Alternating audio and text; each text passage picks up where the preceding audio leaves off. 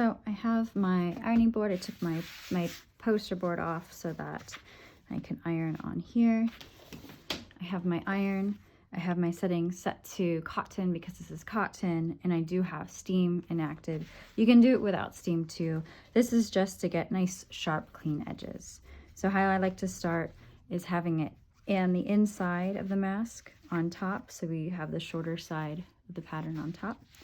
And then I'm gonna kind of roll so that I have my seam line as flat as I can with my fingers.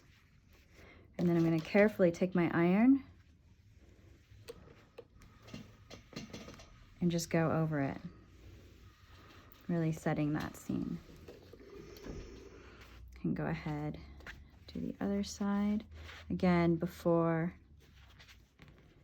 I iron it, I'm going to roll it with my fingers, just so that my edge is really, really sharp. So I have like a really clean, sharp edge at the bottom there. I'm gonna go ahead and do the same with the top. I clip the curve.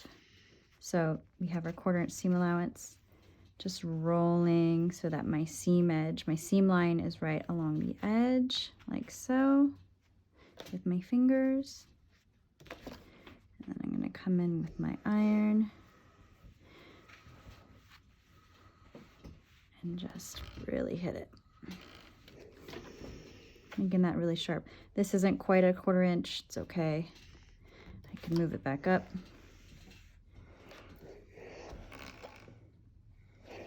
Make that nice and sharp. Go ahead, move around to the top over here.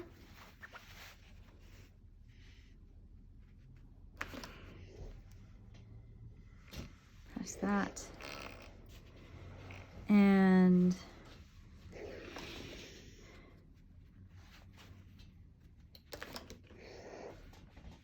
that. So now my mask looks a lot sharper.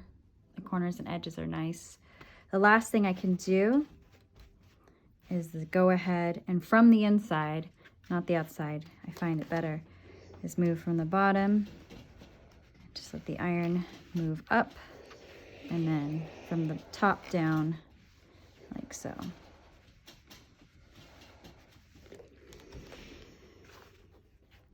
So now, when we look at the front of our mask, it's nice and clean, like so. Huzzah! Our next step, so a wrinkle, go ahead, push that out. I use lots of steam. Like I said, you shouldn't have to use steam, but if you'd like to use steam, go right for it. I like steam, especially with cottons and cotton wovens, is that it really presses things out nice and neat. So my next step is I'm going to fold this edge up once, and then I'm going to fold it up a second time against where this raw edge meets. I'm going to fold this a 1/4 inch, so I can do two things. I can go ahead again with my ruler and make my marking. If I'm using my see-through ruler, I'm going to make a really light marking because I don't want it to bleed through. See-through ruler like that.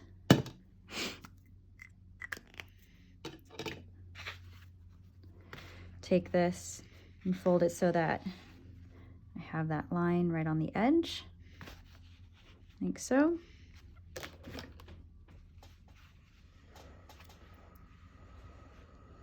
And then press it so that that line is right on the edge, so that 1/4 inch line I drew. And then I'm just going to take it for the second one, fold it right where this inside fabric ends. So I'm just going to go ahead and press it with my fingers, fold it up right where it ends, and then press it with my iron. Same for the other side.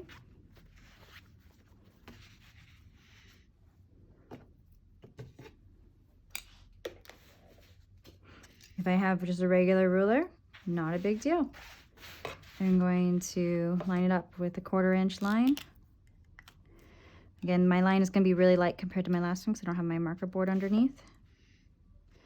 And just draw my 1/4 inch. If you'd like to eyeball your 1/4 inch, you're welcome to do that too. I just find that this takes an extra 30 seconds to a minute, and I really like having a really perfected, clean result. So then from here, again, just like before, I'm pressing so that my line that I drew is right on that edge.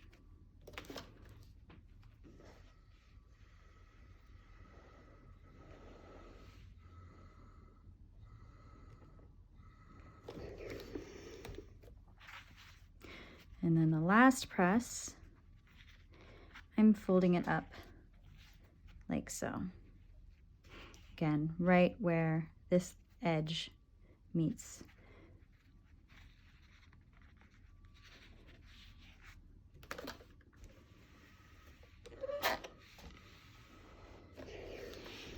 And there you have it.